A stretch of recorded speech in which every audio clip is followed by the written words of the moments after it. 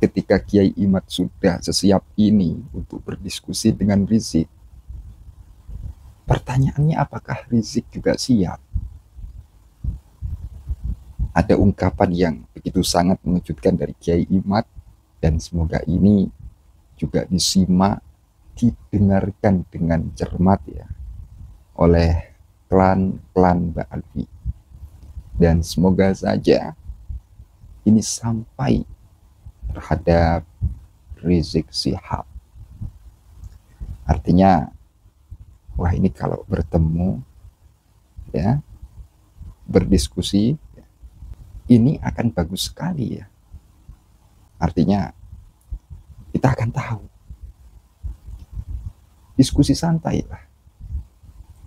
Tapi di tempat yang resmi, netral, ya, di tempat yang bisa disepakati ya oleh keduanya. Oke, kita saksikan video yang satu ini teman-teman. Jangan di skip-skip ya, biar tidak panjang lebar. Seperti biasa sebelum kita mulai videonya, mari kita intro terlebih dahulu. Silakan.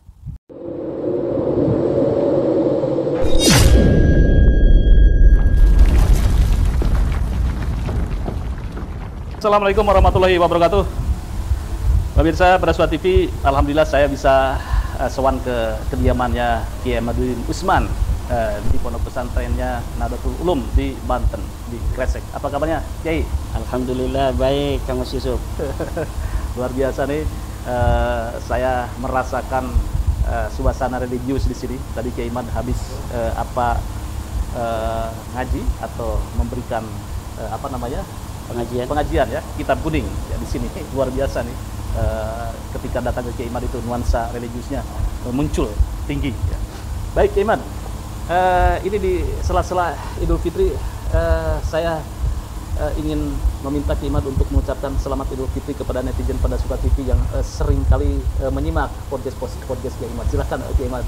Terima kasih Kang Mas Yusuf, kepada seluruh subscriber dan penonton pada Suka TV di mana saja berada. Saya ucapkan minal aidin wal faizin kulla amin wa antum bi khair.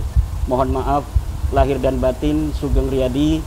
Semoga seluruh subscriber daripada Suka TV senantiasa Allah berikan nikmat yang luar biasa dalam hidupnya, diberikan rezeki yang banyak, dan Allah mudahkan segala urusannya. Amin. Terima kasih Kiai. Terima kasih Bang. Luar biasa, sama-sama. ini ucapan yang bersejarah buat saya dan subscriber dan netizen semuanya. Baik Kiai, saya kesini nih mau konfirmasi nih Kiai. Kemarin saya podcast dengan Sunan Ampel, Kiai Munawir, yang mengatakan menantang Habib Rizik untuk berdebat dengan Kiai Imad. Kemudian saya juga podcast dengan salah satu kiai sepuh yaitu Gus Lim di Bogor, pengasuh pondok pesantren Ibnu Akil. Malahan beliau lebih maju lagi, Kiai. Siap untuk menggelar debat nasab ini antara Kiai dan Habib Rizik. Hadiahnya ini luar biasa ini, bukan karena Gus Lim mengatakan bahwa bukan mereka tidak punya uang. Saya yakin Kiai Imad itu banyak uangnya, kemudian Habib Rizik umroh berkali-kali, tetapi rasa bahagianya kalau ini terjadi, debat ini akan diumrohkan, umroh bersama, termasuk saya nih pada suatu TV sebagai saksi sejarahnya. Luar biasa. Ya, saya ucapkan terima kasih sama Gus Lim, seorang kiai yang kita kenal sangat mempunyai karisma di wilayah Kabupaten Bogor dan sekitarnya. Dan saya menyambut baik usulan beliau, orang tua kita Gus Lim, untuk bersedia menjadi penyelenggara terjadinya debat antara saya dan Rizik Syihab.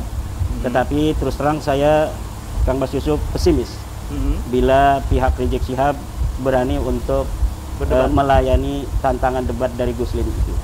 Tapi Kiai Imad itu serius nih, siap kalau ada undangan untuk berdebat dengan Habib Rizik. Ketika saya membuat sebuah tesis itu kan sebenarnya menunggu antitesis. Iya.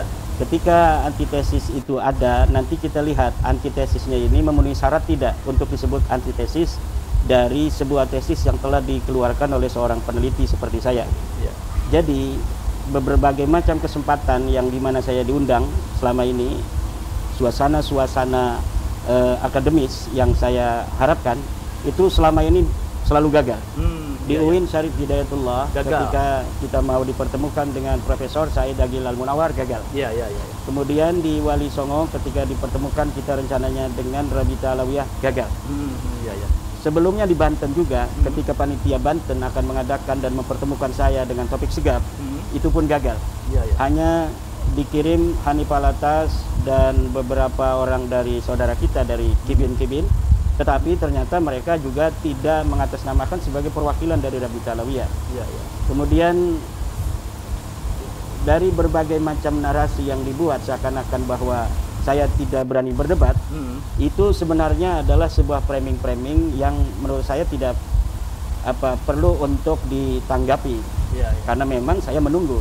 Jadi kalau apabila pihak Rizik Syihab ketika ditantang oleh Kiai dari Bogor, Guslim, itu kemudian menerima, daripada kita perang-perang begitu seperti kata beliau itu mau nantang perang monyet-monyet, lebih baik kita perang argumentasi, perang epistemologis, bagaimana nasab Balawi yang sudah putus ini dipertanggungjawabkan oleh mereka di hadapan publik. Nah, saya menunggu itu, mampukah mereka membela nasab mereka yang terbukti palsu menurut kajian epistemologis saya berdasarkan penelitian kitab-kitab nasab dan kitab-kitab sejarah yang bukan hanya nasabnya itu palsu, tetapi nama-nama yang disebut sebagai leluhur mereka itu juga terbukti sebagai leluhur yang fiktif. Kan ini kan luar biasa, tetapi ini akademis berdasarkan dalil dan referensi yang jelas.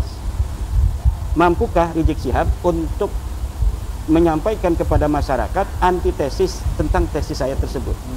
Jadi saya sekali lagi menyampaikan sebuah apresiasi yang tiada terhingga untuk Guslim, kiai kita dari Bogor. Apabila betul dari pihak Rizik Syihab itu menerima tantangan dari Guslim itu, insya Allah saya akan datang. Siap, Kiai Imad ya? Siap. Iya, ini saya konfirmasi nih. Saya catat ini tebal-tebal. Kiai Imad siap untuk berdebat dengan Habib Rizik Syihab yang akan digelar di Pondok Pesantren Ibnu Agil. Ini kita harapkan ini bisa tergelar. Tapi lagi-lagi Kiai Imad, ini seringkali Kiai Imad di framing sebagai Kiai Imaduddin Al-Kaburi karena di Banten itu Kiai Imad tidak datang. Ini cukup mengganggu apa tidak ini?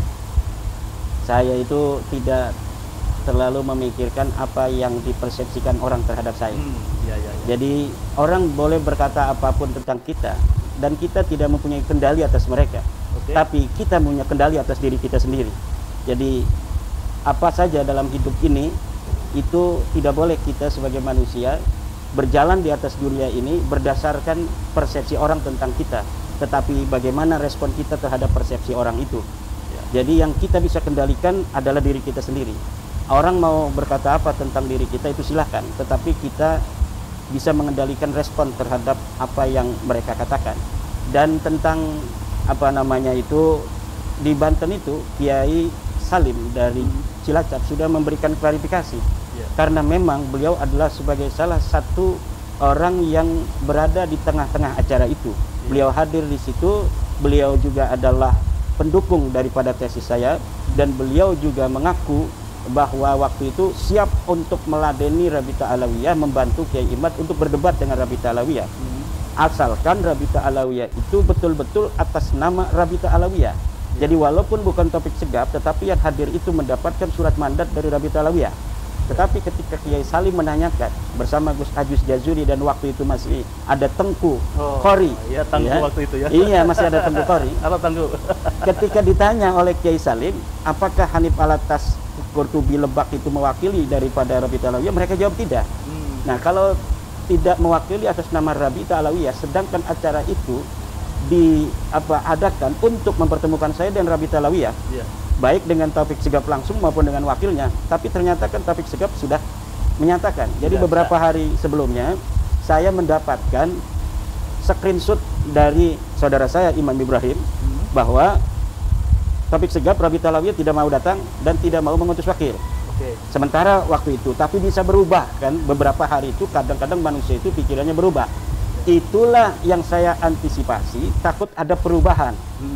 Tiba-tiba mereka datang. Ketika kita nggak datang, tiba-tiba mereka datang.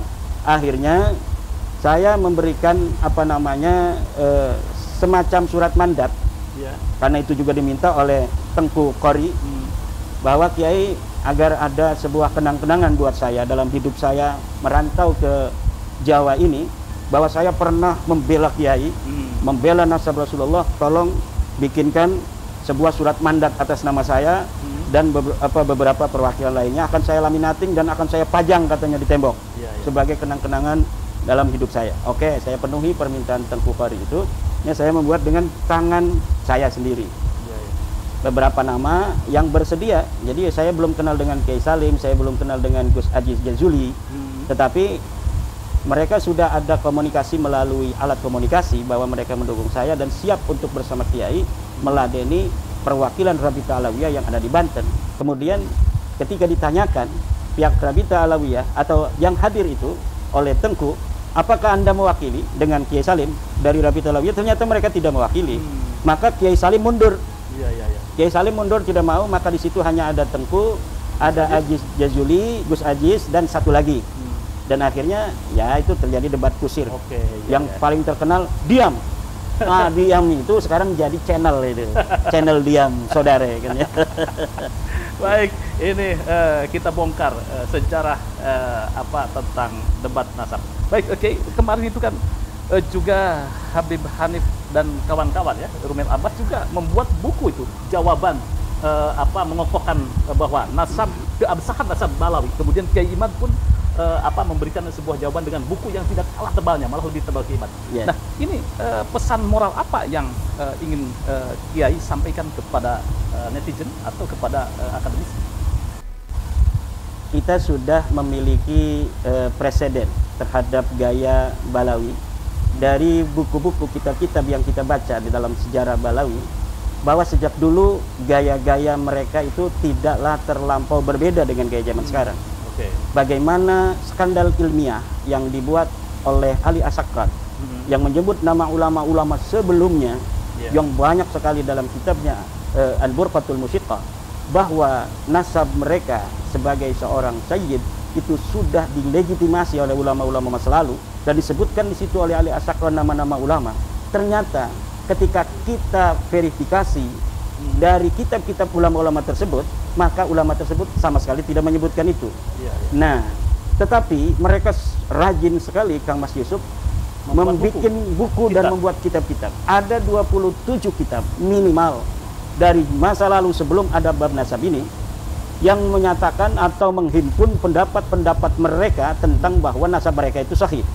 Jadi sebenarnya mereka itu sejak lama meragukan nasabnya mereka sendiri, sehingga dengan itu mereka memerlukan sebuah penguatan terus-menerus tiada henti sampai hari ini terbongkar selama 550 tahun dari 895 sampai 2022-2023 itu 550 tahun kebohongan kedustaan nasab mereka yang sebelumnya mereka mengaku 895, dari 345 juga adalah 550 tahun. Jadi 550 tahun mereka mengaku dari mulai 895 sampai hari ini, dan yang diaku itu adalah orang yang wafat 550 tahun tanpa ada bukti sama sekali secara empiris, secara epistemologis, dan secara kitab nasab juga hari ini dari hasil genetika tes DNA. Baik, ini luar biasa. Ini akan kita kupas nanti kalau debat sengit antara Kiai Imad versus Habib Rizik. Terima kasih Kiai. Terima kasih, sama-sama Kang Mas Yusuf. Jadi sekali lagi siap ya debat siap. Dengan Habib Rizik ya? Siap. Oke, bagaimana dengan Pak Habib Rizik? Siap kan untuk berdebat dengan Kiai Imad? Bagaimana kata netizen? Terima kasih, jangan lupa like, share, subscribe pada Suwati. Wassalamualaikum warahmatullahi wabarakatuh. Saya pikir banyak yang menginginkan ya agar supaya Rizik ini mau berdiskusi dengan Kiai Imad ya. Kita tahulah siapa Rizik ini. Dan marilah ya untuk Rizik ini agar segera ya untuk berdiskusi dengan Kiai Imad ya. Untuk ya menyampaikan bagaimana data-datanya. Jadi sampaikan tuh ya data-datanya terhadap Kiai Imad. Begini loh Kiai Imad, ini loh datanya, dan ini loh manuskripnya. Jadi kalau seperti itu kan bagus teman-teman ya. Dan ini saya rasa merupakan hal yang cukup banyak ya dari teman-teman kita yang menginginkan. Yang keduanya ini membicarakan dengan tenang. Artinya saling memberikan sebuah data, ya, bukti Ya memang yang dibutuhkan buktinya, bukan hanya sekedar wah itu sah, itu sahih. Tapi kalau ditanya bukti, data gak ada. Nah, itu kan repot. Jadi kan bisa kita lihat ya, bagaimana luar biasa semangat Kiai Imad ya di dalam meneliti ya. Dan ini saya lihat merupakan sebuah kepedulian beliau ya terhadap mereka-mereka ini. Dan mungkin semestinya berterima kasih terhadap Kiai Imad karena beliaunya mau menelitinya. Jadi ini mungkin pandangan saya. Dalam hal ini ya ada lah ya yang tidak sepakat atau bagaimana itu. Tapi saya ingin bertanya terhadap muhibin-muhibin sekalian ini. Gimana kalau Rizik ini ya dengan Kiai Imad ya agar berdiskusi di tempat yang disetujui ya oleh keduanya. Ya dalam artian sama-sama sepakat lah. Ya mungkin hanya itu. Semoga edukasi ini dapat Anda pahami. Apabila ada sebuah ungkapan kata-kata saya yang keliru ya, saya Al-Fakir Official mohon maaf sebesar-besarnya. Ya, mohon maaf sebesar-besarnya. Semoga kita tercerahkan, semoga beliau-beliau ini diberikan kesehatan oleh Allah Subhanahu wa taala. Itu saja akhirul qaul, ihdinas siratal mustaqim. Wassalamualaikum warahmatullahi wabarakatuh. Ya.